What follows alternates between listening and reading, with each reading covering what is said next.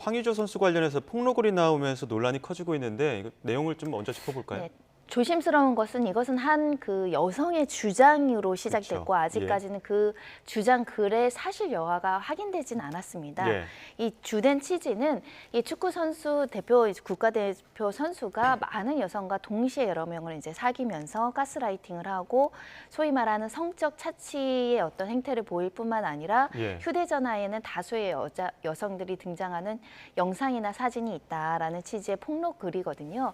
본인도 그중에 피해자 중 한 명이고 이렇게 많은 여성들이 피해를 입었다라는 취지의 폭로인데 사실 여하는 확인해 봐야 되겠지만 일부 지금은 삭제했지만 사진이나 영상이나 이렇게 같이 게시가 됐다라고 합니다. 만약에 이 글이 사실일 수도 있고 사실이 아닐 수도 있는데 네. 일단 사실이라고 하더라도 일단 거기에 등장하는 여성들은 피해자로 봐야겠죠.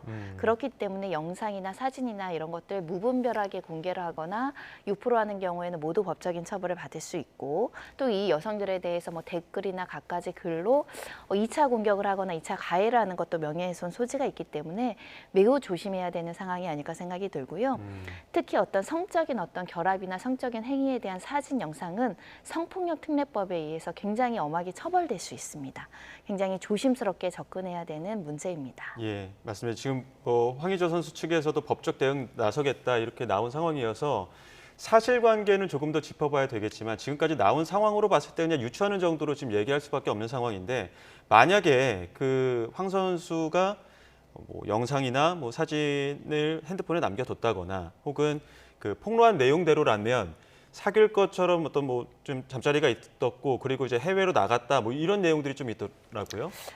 예전에 혼인빙자 간음죄라는 게 있는데 지금은 폐지됐고 헌법위원 판정이 났었죠. 예. 그래서 결혼할 것처럼 속여서 어떤 성관계를 한다는 그 자체만으로는 범죄는 아닙니다. 뭐 도의적인 문제는 따질 수도 있고 연인 예. 간의 여러 가지 그 과정에서 뭐 여러 가지 거짓말을 했다던가 이런 것들은 위자료 책임이나 이런 것들을 문제 삼을 수 있는데요. 그 자체를 저희가 평가하기는 어렵고 다만 이 사안에서는 연인 관계 어찌 보면 뭐 사귀었을 수도 있고 사귀지 않은 상태에서 어떤 교제를 했을 뭐 가정에서 문제가 있을 수는 있는데 이 동영상 촬영 문제가 좀 쟁점이 될 것 같습니다. 예. 왜냐하면 다수의 동영상과 사진이 있었다라고 이제 폭로자가 주장을 하고 있기 때문인데 예. 상대 여성들이 동의를 했다고 한다면 현행법상으로는 뭐 불법이나 뭐 범죄라고 규정할 수는 없습니다. 동의하에 남녀간의 여러 가지 모습들을 촬영하는 것은 합법의 영역에 있거든요. 예. 다만 동의하지 않았는데 일방적으로 보관하거나 촬영한 것이 있느냐. 이것은 성폭력 특례법상 성범죄에 포함되는 것이기 때문에 그렇다면 처벌 가능성도 존재하는 것이고요. 예. 특히 이것을 동의하에서 촬영했다고 하더라도 남에게 보여주거나 남에게 배포할 때는 그것조차는 또 불법일 수 있거든요. 촬영만 동의했지 남을 보여주라는 건 동의하지 않았기 때문에 예. 이런 정황이 있는지도 확인해야 될 것 같고요. 예. 그리고 지금 폭로를 주장하는 이 여성이 어떻게 황의조 개인정보이죠. 이런 동영상이나 휴대전화에 있는 그러니까요. 앨범이나 동영상 모두 개인정보인데 어떻게 취득했는지를 취득하고 남에게 전달했는지 여부도 확인돼야 됩니다. 황의조 예. 선수의 어떤 촬영물을 소지하는 것과 상관없이 이 여성이 만약에 권한 없이 취득해서 남에게 제공을 하고 인터넷에 올렸다고 한다면 그 자체도 범죄입니다.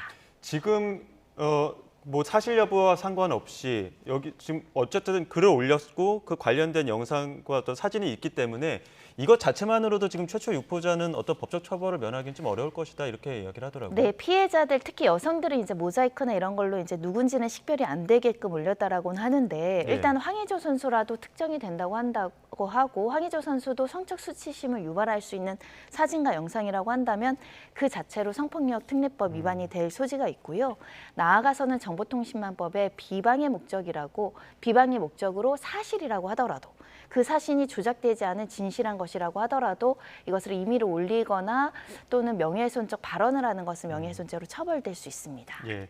지금 이 사건과는 별개의 사건이지만 또 좀 연관지어서 살펴볼 수 있는 어떤 재판부 판단이 나와서 그 남자친구 휴대전화를 몰래 본 여성이 처벌 대상이 될 수 있다는 재판 판단이 나왔거든요. 이건 어떤 내용인지 좀 짚어볼까요? 정보통신망법이나 형법에 보면 타인의 나의 개인정보야 임의로 접근해서 특히 요즘에는 SNS나 문자나 휴대전화에 엄청 많은 정보가 있는데 임의로 권한 없이 어떤 비밀에 접근하고 침해하고 이것을 유포하는 행위들을 다 금지하고 있습니다. 예. 정보통신망법 위반이고요. 또 비밀침해죄도 성립할 수 있습니다.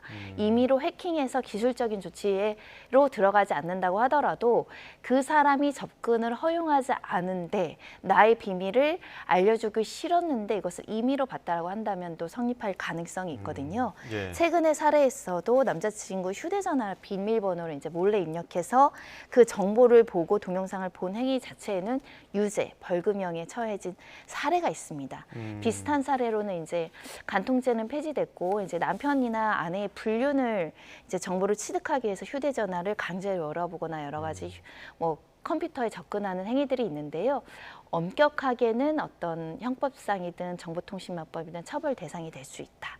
다만 이것을 외부에 공개했을 때 진실한 사실로 공익적인 목적으로 아주 가중한 어떤 불법적인 수단을 쓰지 않아서 취득한 정보를 공개하는 경우 아주 예외적으로 처벌받지 않는 사례를 제외하면 대부분은 개인정보법 위반, 명예훼손죄, 비밀침해죄가 성립합니다.